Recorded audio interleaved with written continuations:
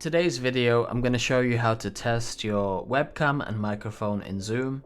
So let's say you have a meeting planned later on and you want to make sure your webcam's looking okay, you want to see how the background looks and see how you're presenting yourself, or if you want to check your microphone works. All you need to do is join a fake meeting.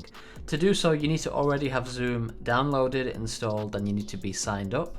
You go to this website, zoom.com/test. And then from there you can join a fake meeting. So you press the join button and then there's an option to launch the meeting. So you click that, then Zoom should open up automatically. And then from here, you'll be able to see yourself.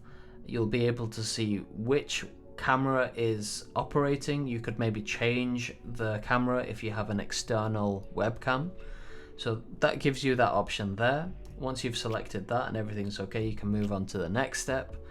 On the next one, you'll hear like a chime, and this is basically your speakers being tested. Again, you can change the output, so it could be maybe through your headphones, it could be through your speakers, and then you can also test your microphone here and you can change the microphone.